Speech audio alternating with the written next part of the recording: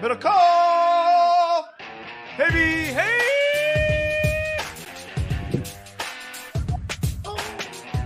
I can't do it anymore. I lost it.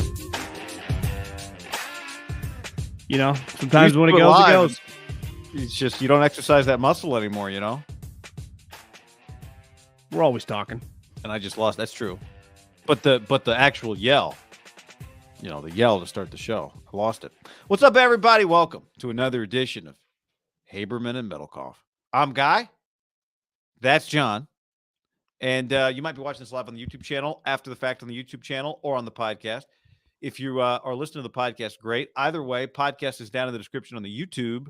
Or if you're already listening on Apple Podcasts, leave us a review. The mailbag is back up and running, and we'll get back to that soon. So leave us a question, any question at all, 5-star. We appreciate if you could, and that's how you get in the ham mailbag. Happy springtime.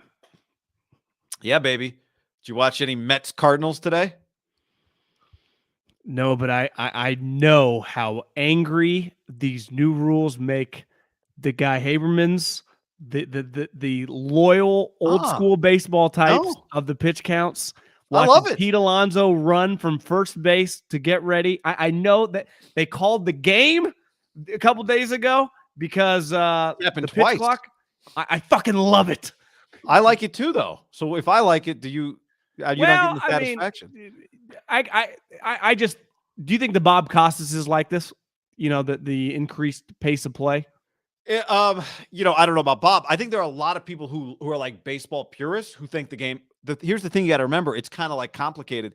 The baseball purists want it to be like when Bob Gibson pitched and the games were 2 hours and 20 minutes. Yeah, gotcha. Good point. The purists are probably torn. Like, oh, I love that it's faster. I don't love the pitch clock, but I think purists have always hated the Nomar Garcia Parrization of the batter taking their sweet ass time to get ready for the next pitch. So I actually, you know, it's tough. It's the purist is stuck because they love hating the hitter who takes too long and the pitcher that dilly dallies. You know, I can't. I just keep making moves, Rob Manfred. He deserves his flowers. I love it. I am pro pitch clock. I know it's only been a few days. So far the average spring training game is down from 301 to 229. So it's working, which is an incredible acceleration. Honestly, a little too fast because you know how it is. You go to a baseball game, they cut off like beer sales in the 7th. So now I've got like an hour to buy beer. Like it's a little. Well, Larry Bear just cut beers from $15 to $6 or something. So it's a little desperation move. I think the sweet spot for a baseball game is like 2 hours and like 40, 235. That's a good 220. I'd be like, I just sat down. Yeah. But I'm attending one tomorrow. I'm going to keep an eye on this pace of play. Yeah.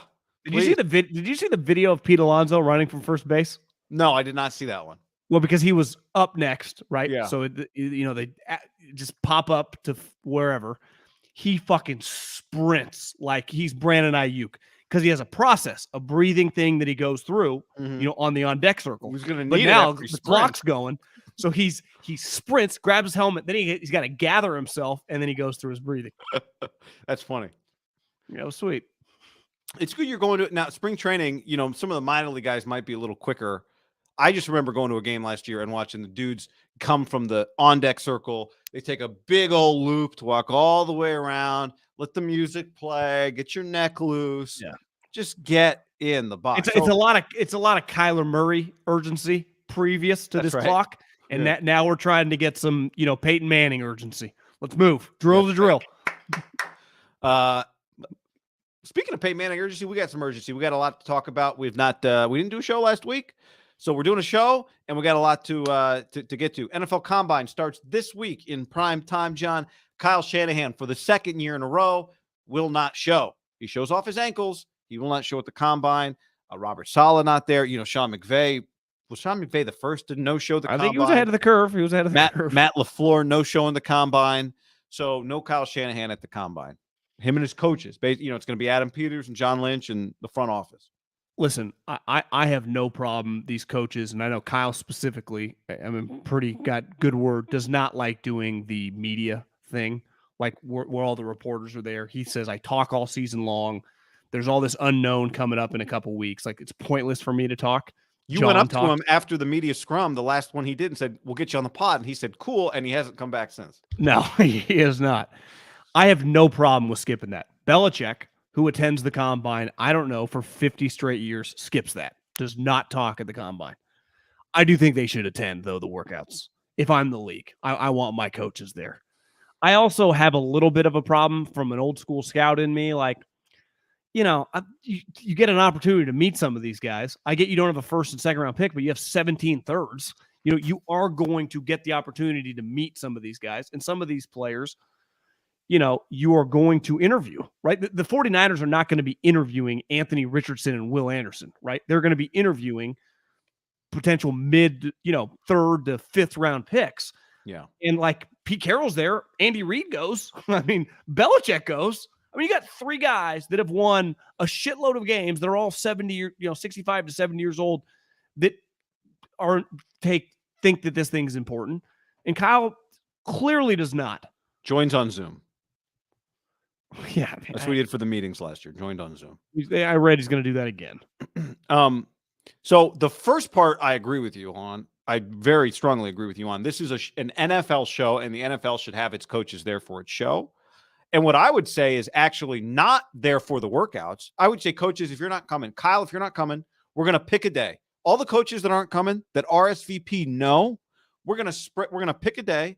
2 of you are going to come on the broadcast with Rich Eisen and DJ on Thursday. 2 of you are going to come on Friday. Like, I'm going to get all my coaches on this NFL Network combine coverage.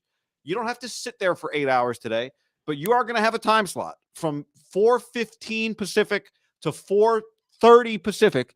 We are scheduling you on the show. You can fly in and you can use Jed's. If you want to ask Jed for his plane, you can fly in, land, do the interview, and leave if you want.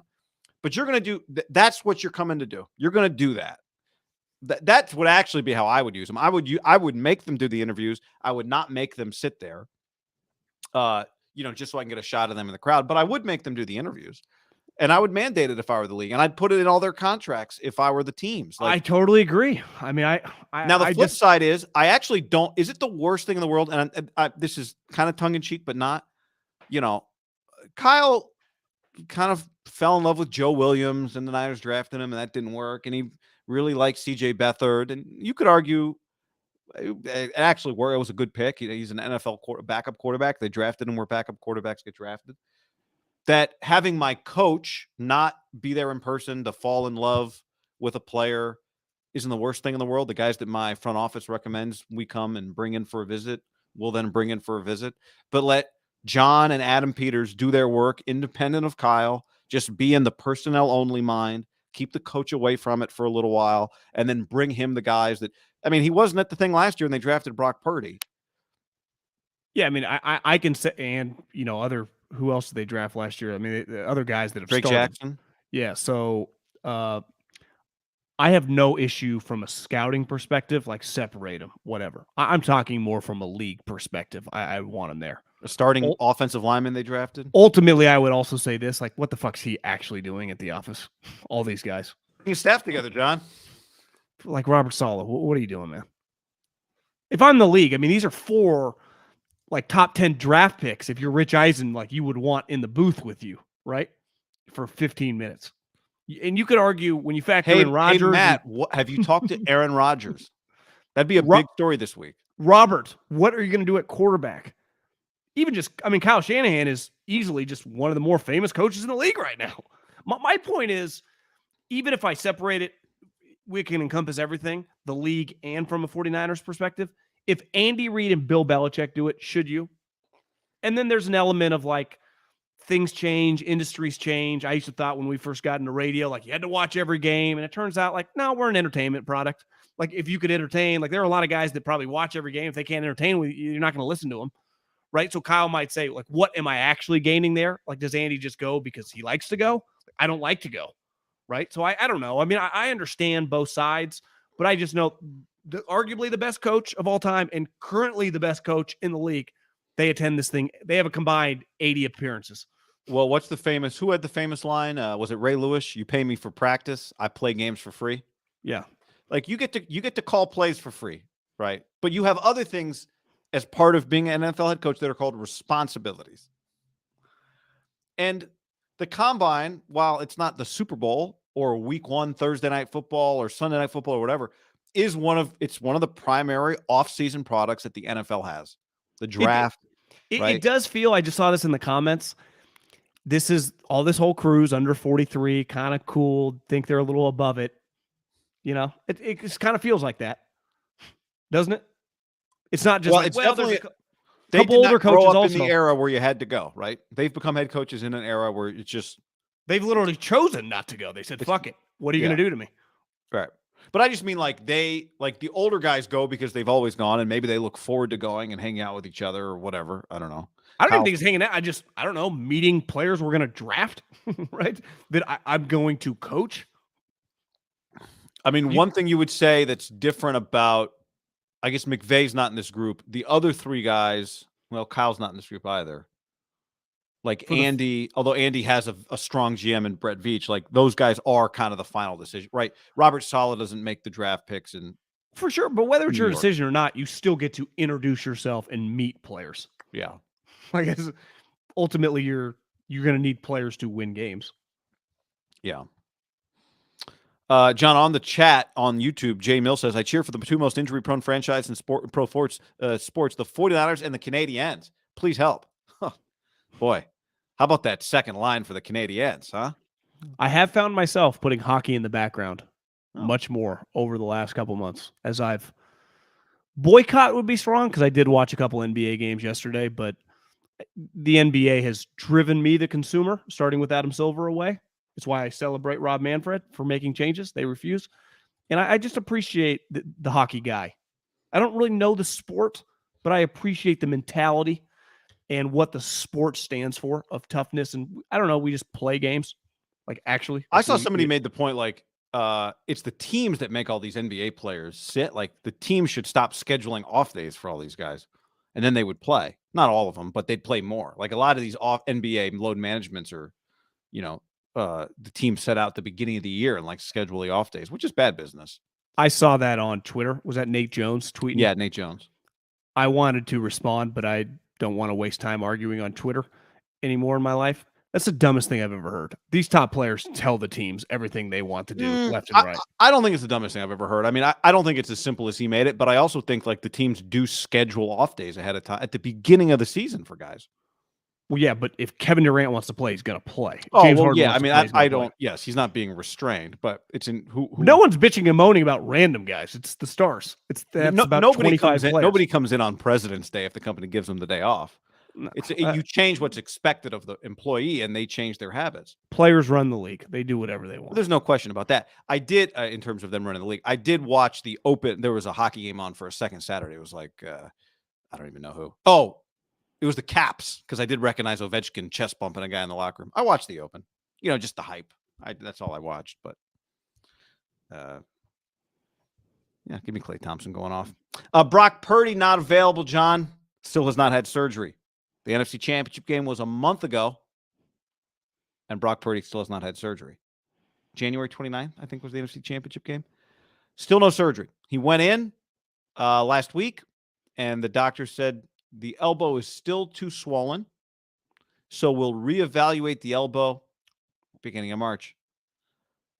The Niners have had 5. This will be the 5th quarterback surgery they've had in under a year. 2 for Jimmy, 2 for Trey, and soon, eventually, for Brock.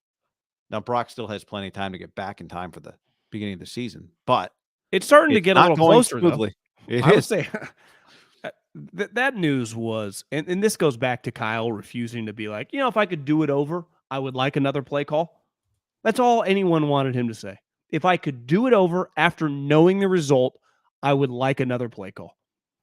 Of course, some plays don't work, and guys, no one's blaming you for attempting a play that does not work. Happens every single game to every coach ever. But this has had massive ramifications. This guy went to get a surgery, and they said they delayed it because it's still swollen. This is a fucking disaster.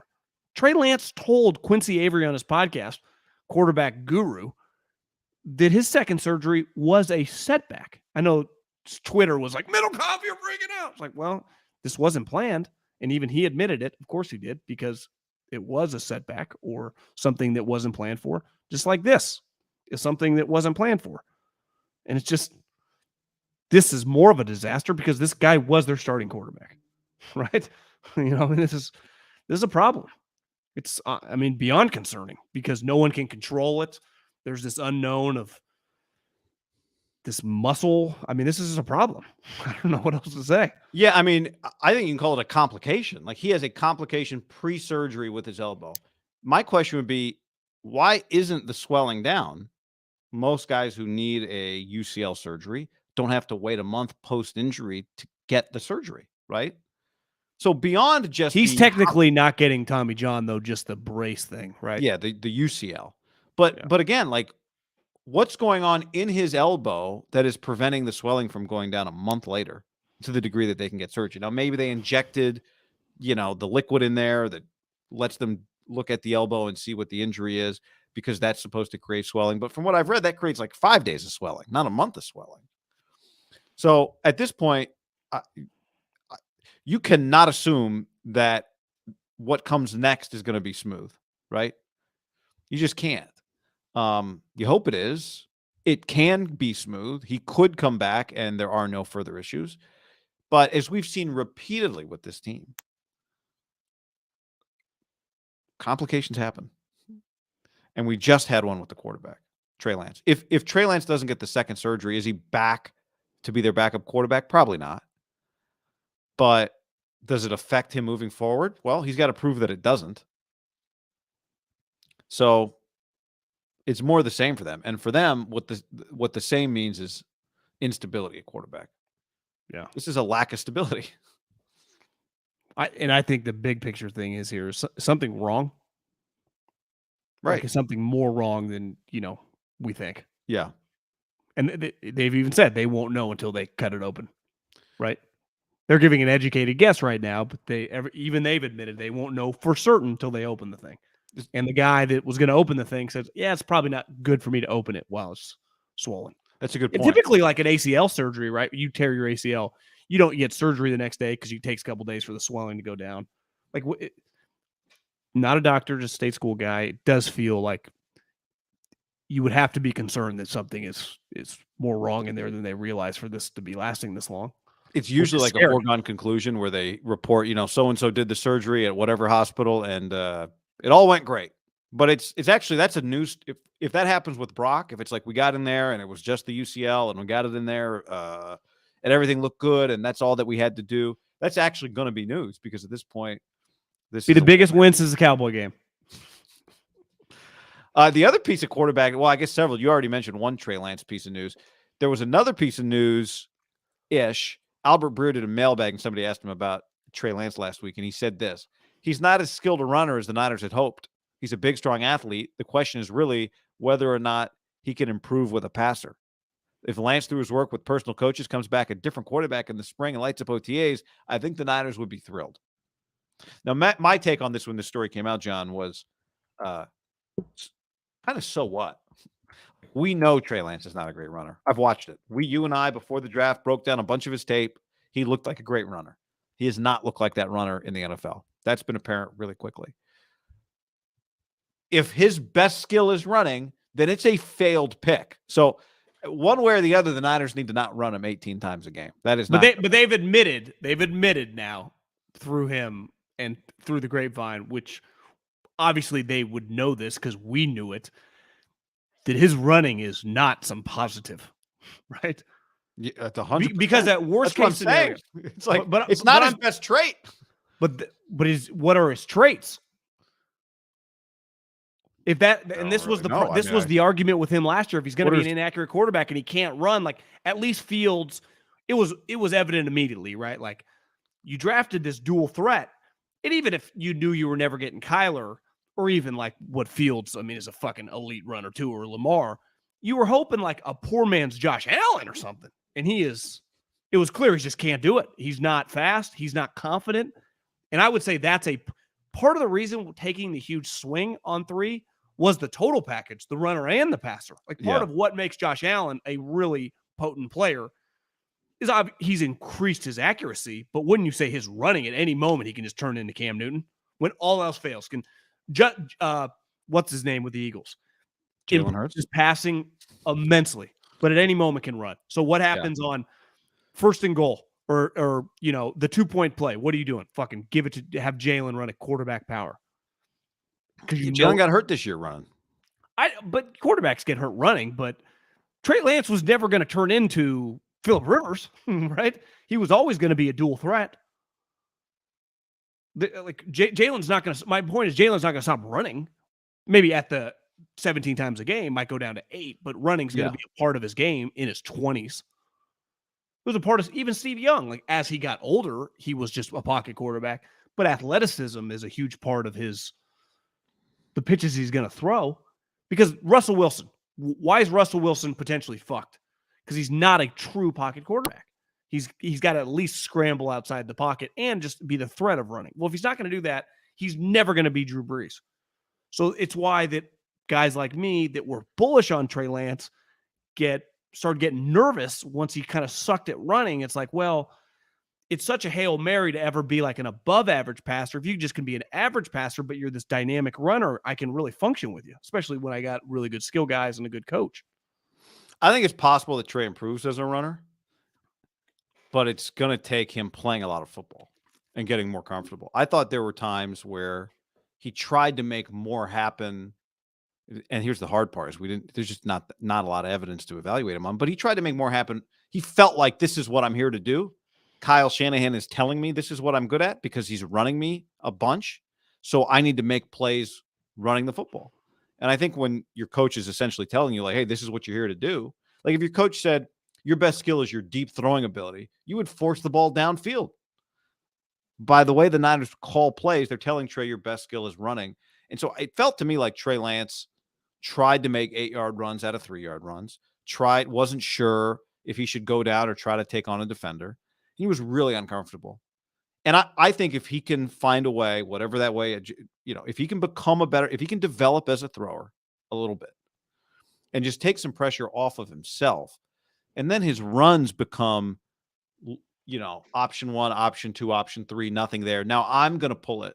Because running to me in those situations is now you're running with an advantage. You're running to the open space as opposed to running where the coach told you to run. And now I think it's more instinctual than it is, here's what Kyle Shanahan said he thinks is going to happen. This is what he called because of what he thinks the defense is going to do. Then I think we'd actually see Trey Lance develop as a runner. I don't think the way to develop him as a runner is to run him 18 times. I think the way to develop him as a runner is to throw. But as you said, it's obviously that's a chicken or the egg situation because there's no development time anymore. It's like you can either play or you can't, like with this team. But it's a little James Wiseman Warriors. Like soon to be the only healthy quarterback. I know. Be the healthy holding quarterback. In May and March and April, like who actually gives a shit? Come September, like there's no development. You're either getting it done or not. Like once you kind of get to this team moving forward, like we learned last year, that was not going to be available. Might have been, but it wouldn't have lasted long if you would have struggled. There's going to be we'll have to see the quarterback depth chart healthy come week 1, but there's just like, let him figure it out as we go, right? If he can't run, that's a major problem. Well, here's what we know, right? If they don't trust him as a thrower, they will run him. Yes. I also think it's a good lesson. And you'll see this at the scouting combine, but specifically with quarterbacks or just any potential high pick. In the non-big conferences, and this includes D1AA, but even non-Power 5, it is much harder to evaluate how it's going to translate. Like when I watch Bryce Young, I have 2 games last year against Georgia, which had literally 11 players that start in the NFL on defense. 2 games in a month period, right? The SEC championship game and the national. It doesn't get any easier to evaluate. Like, can this guy play against the best players? Like that's And you would say Trey is the opposite of like, who the fuck was he playing against? I know. And I don't blame. I'm just saying it's very, very difficult to evaluate because now we have a couple examples of physically talented guys, but they're playing against non-NFL players week in, week out. You know what's weird about it is that, and I saw some debate about, like could Trey Lance, is he fast enough to get the edge in the NFL? To me, that's not what it's about. It's it's that he looks uncomfortable. And you've seen it. Like sometimes you see a player play against lesser competition. And even if, their physical traits, they're superior at one level, and that's not going to be the case at another level.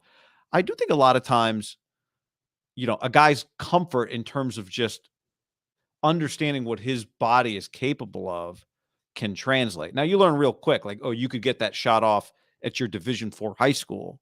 It doesn't work in your Division I college. You belong at a smaller school, right? Jimmer Fredette going to the NBA, it doesn't translate. But the part that's weird to me is just, Trey Lance and all, just there are even some basic things running the ball that just gave me a little bit of hope that experience would solve some of the problems with him as a runner that he was having early.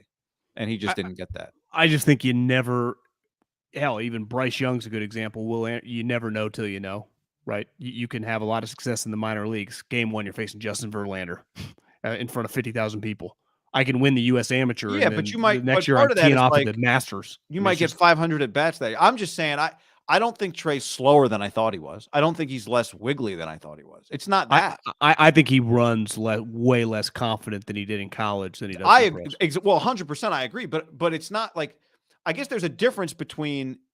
He doesn't look as fast in the NFL as he did in college. We watched him. He didn't look that fast. It wasn't about that. I just think it's what you just said. He's uncomfortable, which makes me think maybe if given time, he could be kind of what you want him to be as a runner. No, he's not going to be Hurts. He's certainly not going to be Lamar, but it was never about being Lamar. Right. But time's not on his side. No, it's not. No, I agree with you there. He may not get the chance to be that guy. Derek Carr, however, could become a Hall of Famer. And not just a Hall of Famer. Diana Rossini says the Jets believe he could be a first ballot Hall of Famer if he comes to the Jets. Somehow they let him out of the building, despite that belief. Because if they actually believe that, even if Aaron Rodgers was potentially to be had for a first round and a second round pick or whatever, wouldn't you just sign the guy without having to give the picks that could be the Hall of Famer? Eric, $300 million guaranteed. We will not let you go visit anybody else. But if they just offer Derek 3 years, $100 million, we believe in you. Is he signing with them right then? How does he not? Right? Unless he's unsure about playing in the environment and for the team. Yeah, I mean, if they believed he was a first ballot Hall of Famer, they would offer him a contract immediately that they felt he could not refuse.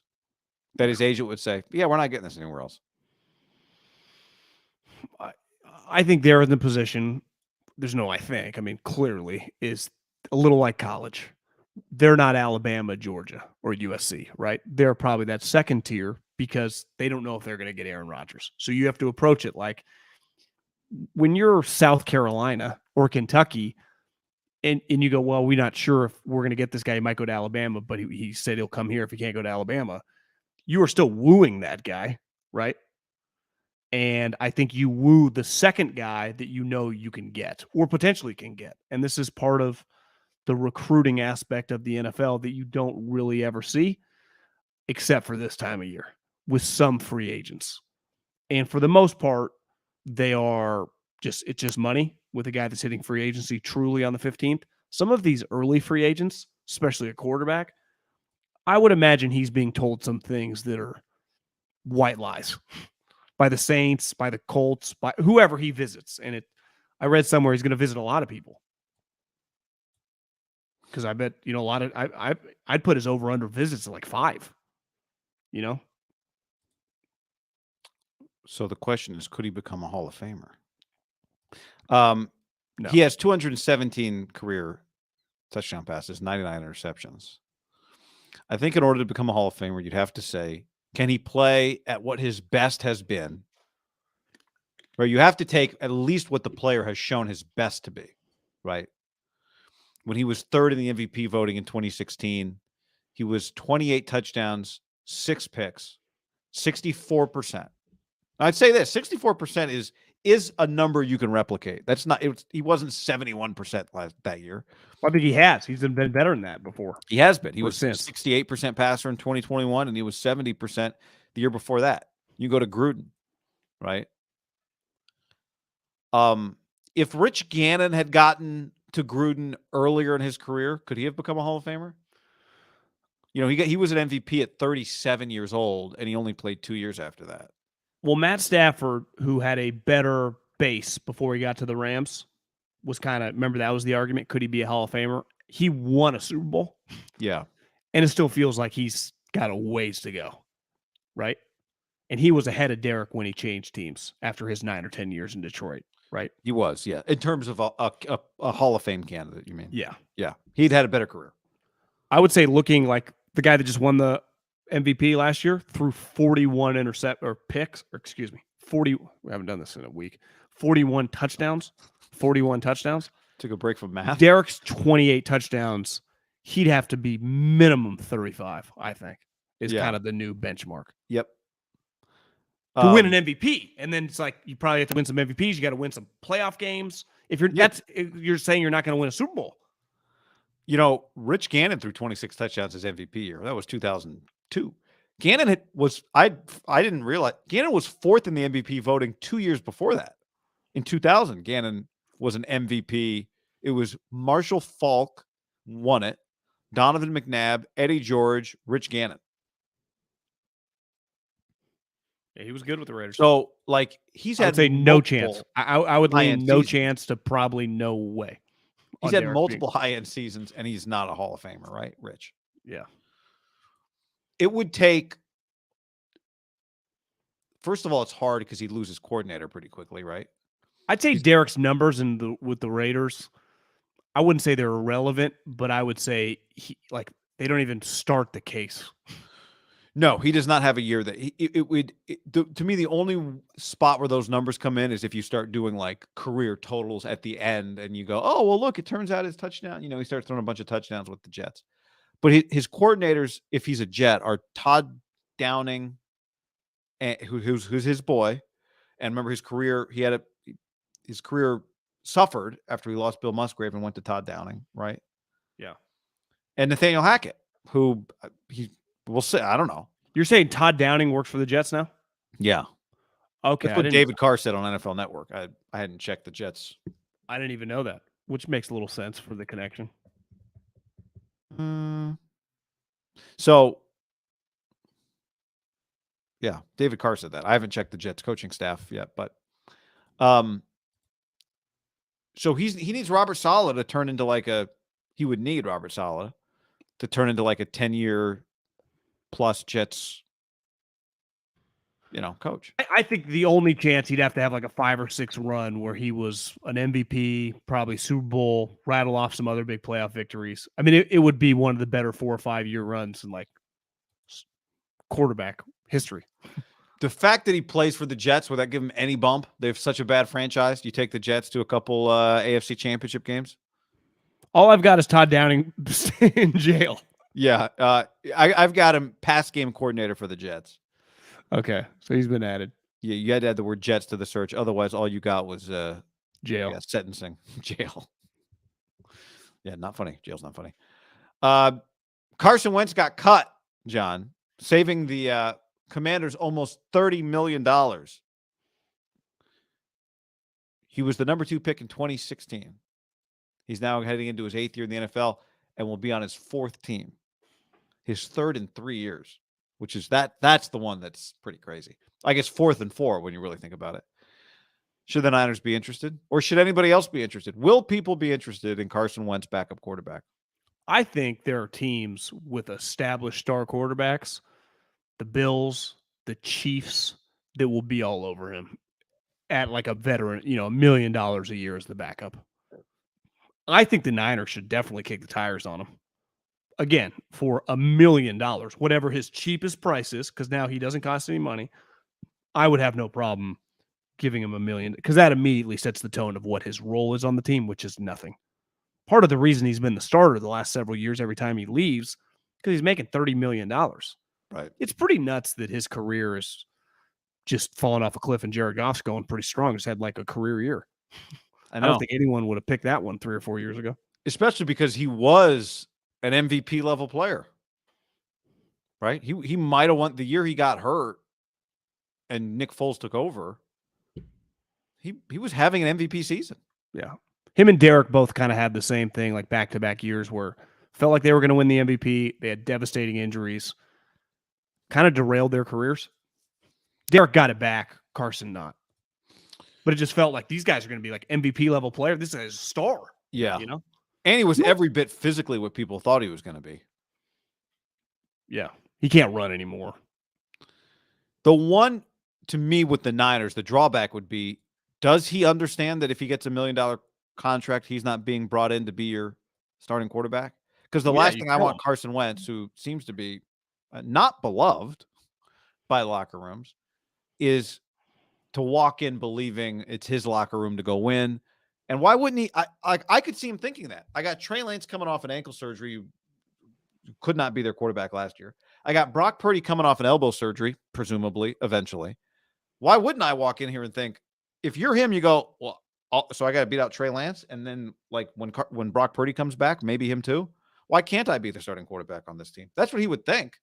North Dakota State royalty. Let them get together. Yeah, it's true. Bison on bison crime, John. Which on one hand, you want guys to think, like you want guys to compete, but you also want guys to know their role. And his role would not be to be the starting quarterback. The other thing is you've got an injury-prone guy in an injury-prone locker room. That would not be an ideal match. A lot of injuries. Yeah, that's a lot of injuries. Suboptimal. Yeah, a lot of injuries. But I guess him and Trey could kind of play the same way. But again, I don't want to run Carson Wentz anymore. He gets hurt all the time. He did play well against the Niners, which you never know when a guy kind of is good against you. Does that make your life difficult? Would you want to sign him on your team? That sort of thing. But I don't know. I think there's the real possibility that he brings a weird dynamic to the locker room. I think those days are done once you start making $1 million. It's clear where you stand on the hierarchy. But those days are only done if you accept that. Isn't he thinking? Put yourself in his shoes. What are you thinking? I'd be thinking, I'm going to revitalize my career. Well, you can say that, but I tell you, like, you are the backup quarterback. Like, whoever signs him is going to tell him that. Is like, he? He has not been told that the last couple of years. You're the starter. You're the starter. He got told that every year, just after the year began. But I'm just saying he's going to hear for the first time going into an offseason, you're not the starting quarterback. Yeah, we are not signing you to do that here. You watch. I mean, I think good teams are going to be on this guy for cheap. But I think good teams should be with established. I think the Josh Allens, where there is no question that you have, they should do it. Mahomes, Burrow, I think the Niners are. You can tell him you're not the starter, but he'd walk into it. It's just him and Brian Greasy in the QB room. And Trey Lance. I could see the Rams if they can get him for $1 million. Yeah, with Stafford. I just think those teams have different situations than the Niners do. I agree. They do.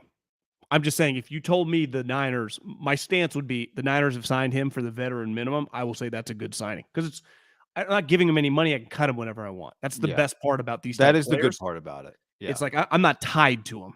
Right. The other question is, and maybe who the Niners sign will give us some indication.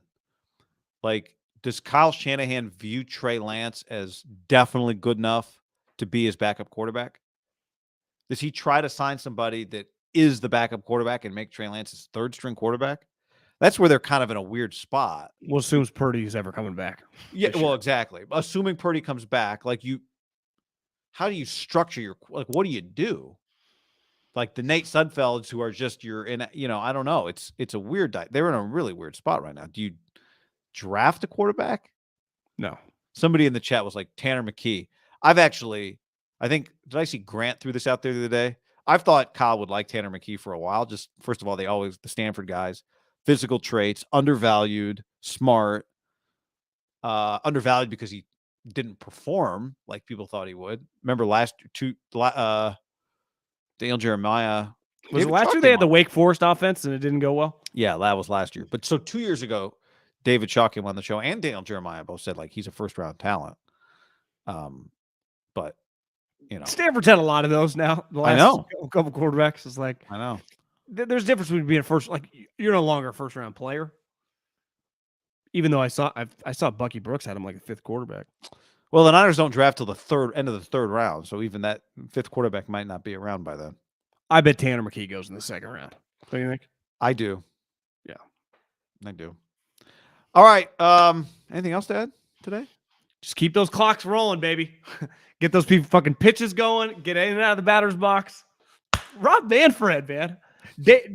Adam World Silver Baseball said, Classic. Adam Silver said at the All-Star game, guy, everything's fine. These guys, this bullshit guys aren't sitting, which is a blatant lie. Everything's fine. Meanwhile, Manfred's over here yelling at people to pick up their pace.